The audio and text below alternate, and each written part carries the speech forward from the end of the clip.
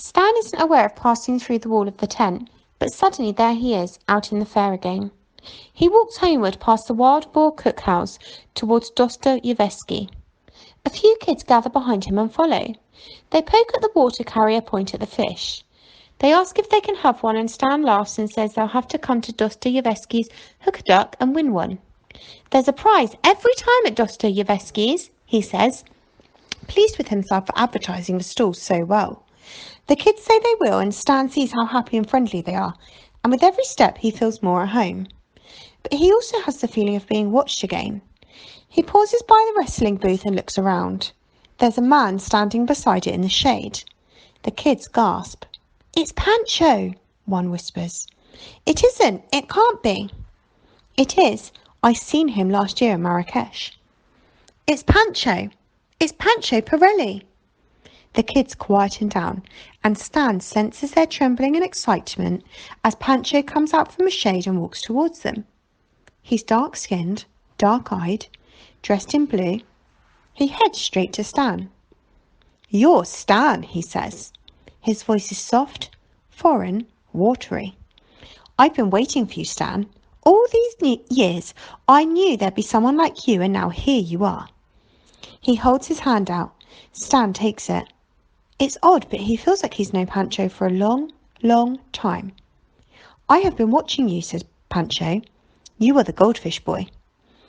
"Will you come to see me do my act?" "Yes, but I will be easy to find, Stan. Ask anyone. Come tomorrow, see my act, and then we will talk some more." He turns and walks away. The kids breathe easily again. "Pancho Pirelli," one whispers. "I seen Pancho Pirelli." "Why's he been watching you, Stan?" "I don't know," says Stan. "I don't know anything." "He's the greatest." "We thought he was gone. My dad said he'd got gobbled up." "Gobbled up?" gasps Stan. "Aye, but he obviously ain't. Maybe he just got chewed a bit. They say he's getting old. They say he will get proper gobbled up if he doesn't take care." Stan has so many questions, but the kids scatter, running away to tell their families and friends that they have stood beside the great Pancho Pirelli. Dostoyevsky is delighted with the fish. He says they're a glorious collection. He catches his breath as he says it. "Did you hear what I said?" he marvels. "A glorious collection. Ye wouldn't have heard Dostoyevsky saying such a thing about a bunch of fish a few short days ago, would you, Stan?" Stan shrugs. "No," he admits. "You're a strange one," says Dostoyevsky, peering into Stan's face. "Me?" says Stan. "Aye, yes. You're having quite an influence on me, young Stan." He snaps open a bottle of beer and swigs from it.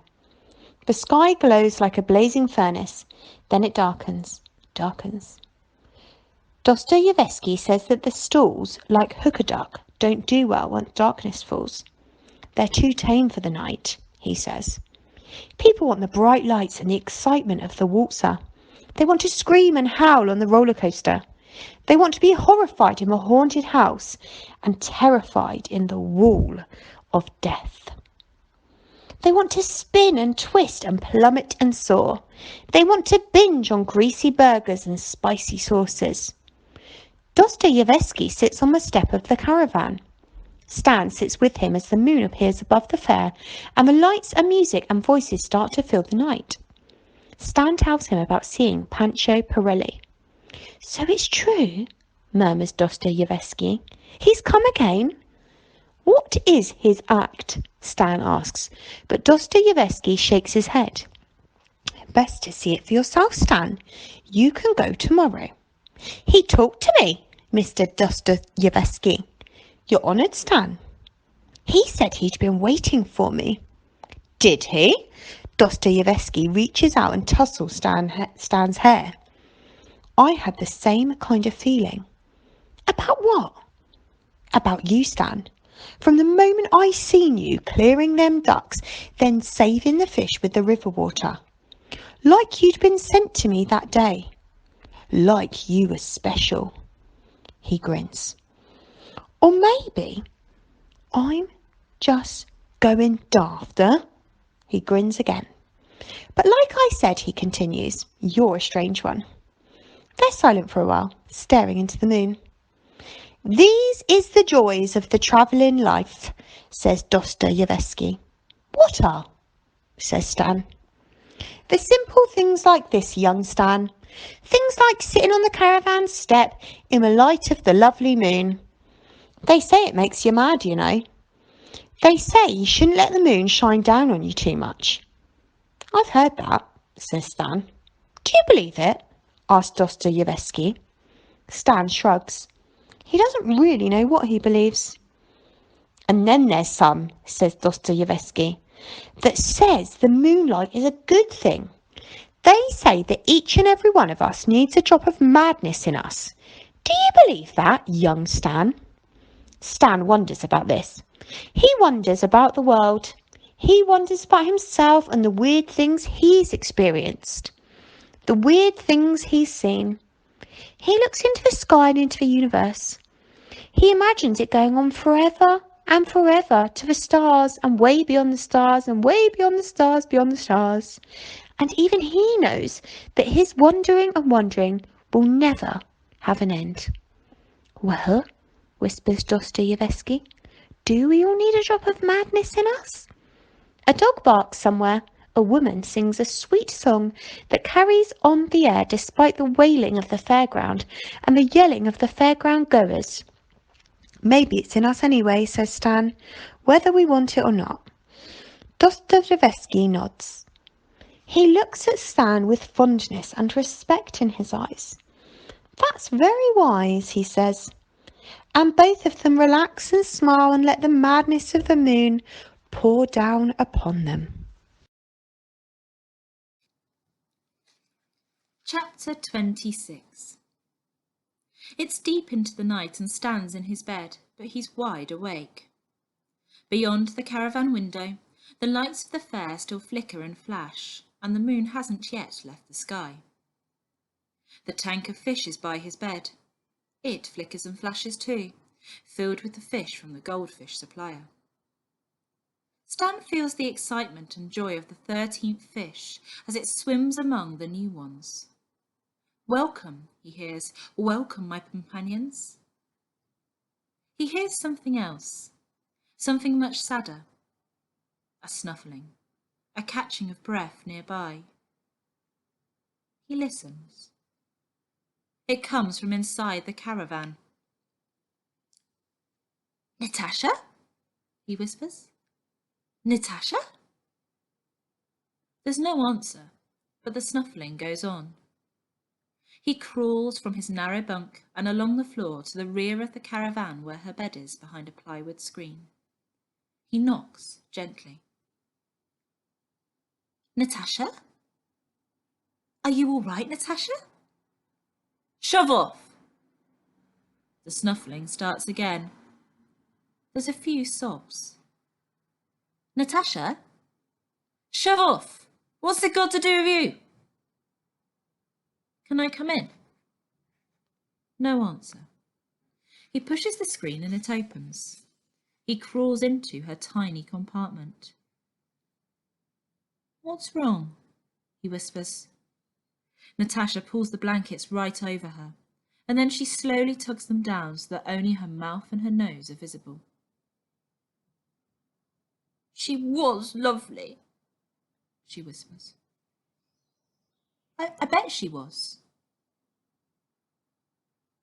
But she didn't love me. I'm sure she did. Why would she go away if she loved me? I don't know, whispers Stan. But he knows that he too left people that he loves. Natasha tugs the blankets down a bit more. Stan sees her eyes staring out at him. Everything's horrible, she says. It isn't, he says. Or it doesn't need to be. He looks away. He's hopeless. He knows nothing. How can he help Natasha when he's just a kid himself? You've got your dad, he whispers at last. Him? He can't stand me. He loves you more than he loves me. No, he doesn't, says Stan. He wishes you were his kid and not me. No, he doesn't. And he's right. I used to be nice, but not no more. I'm lazy and ugly and fat and good for nobody and good for noughts. Now leave me alone. Maybe you could start doing things, suggested Stan. You could help with the stall. Help with the stall? Ha! I'll have my own stall one day and I won't need him and I won't need her and I won't need you and I won't need nobody, never no more. What do you mean, your own stall? I'm going to get uglier and uglier and horribler and fatter and I'm going to grow a beard and build a stall and I'll be the ugliest, fattest bearded lady you've ever seen. Oh, Natasha, says Stan. Oh, Natasha, what? Oh, Natasha, you could be lovely. Last night by the fire you started to look really... That's my plan, says Natasha. I'll be a freak. I'll make a mint. Then I'll not need nobody. Oh, Natasha. Oh, Natasha, nout. Now go away. And she pulls the blankets right over herself again. Stan turns to leave, starts the crawl back to his bunk. I'm going to see Panko Pirelli tomorrow, he says over his shoulder. Wow, she sneers from beneath the blankets. You could come with me, so people can see your freak at your side. Stan hesitates. No, he says, so people can see somebody who's nearly like my sister by my side. Natasha raises the blankets and stares at him. You're mental, she says. Stop being stupid. Get back to bed. Stan crawls back along the caravan floor and climbs into his narrow bunk. He looks across at Dostoevsky. The man's eyes are open and shining with tears in the moonlight. There's a sob, then a silence, then much later a little whisper from Natasha. Did you really mean it, Stan? Mean what? About being like a sister. Of course I did, says Stan. Then there's silence again, but for the final screams and laughter and wailing from the fair outside. Chapter 27. Stan's excited when he wakes up. It's almost like his birthday has come again. It's a bright, clear morning. He helps Dostoevsky to put up the stool, to set the ducks on the water, to hang up the goldfish in their plastic bags. He goes to the caravan door a couple of times and calls for Natasha, but there's no answer except for a grunt or two. Dostoevsky puts his arm round Stan's shoulder. Leave her, son, he says. It's how she is. Go on. You just go on your own now. Stan shrugs. He sighs. He's about to set off alone, just like he did on his birthday a few short days ago. But then the caravan door opens, and Natasha's standing there, pink-faced and shy. She's wearing a flowery frock. She's washed her face, and she's brushed her hair.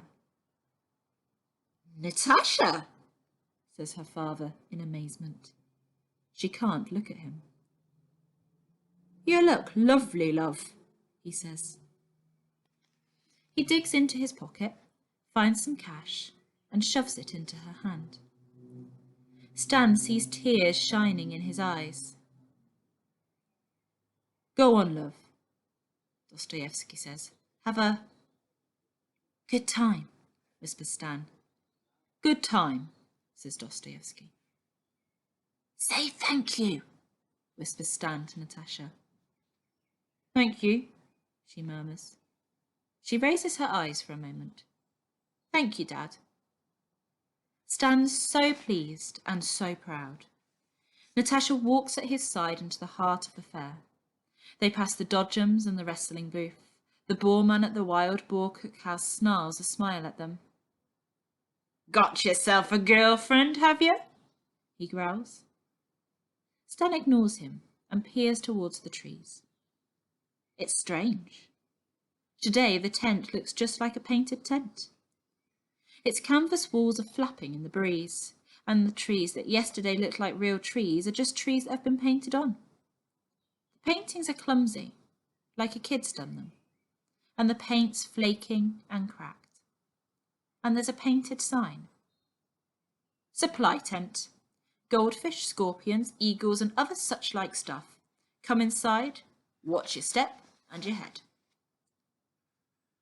"Why ain't you whistling?" snarls the boarman. Stan says nothing. "Cat got your tongue?" Stan says nothing. "Have you heard the tale about the man that ate the boar?" says the boarman. "Yes," says Stan. "Aha! Then have you heard the tale about the world that turned into a tent?" "No," says Stan. "It ended up just looking like a tent." The boarman snuffled with laughter. The tent door flaps open, and Mr. Smith comes hurrying out. "Are you back for more fish already?" he asks. "No," says Stan. "You're looking at the tent, aren't you?" "Yes," says Stan. "And you think it looks just like a tent, don't you?" "Yes," says Stan. "Of course it does," says Mr. Smith. "If it's a tent, which it is, what else would it look like?" "I don't know," says Stan. Mr. Smith looks at his watch. "Listen," he says. "The tent looked like it did yesterday because yesterday was yesterday. Some days we see more intensely than we do on other days. Do you understand?" "No," says Stan. "No," says Natasha. Mr. Smith ponders. He looks at his watch again. "Nor do I," he admits. "Now move aside. I'm off to see the splendid Panco Pirelli, along with many others, as you see." And Stan turns and sees that there are many people, all hurrying in the same direction. Mr. Smith rushes to join them, and Stan and Natasha do as well.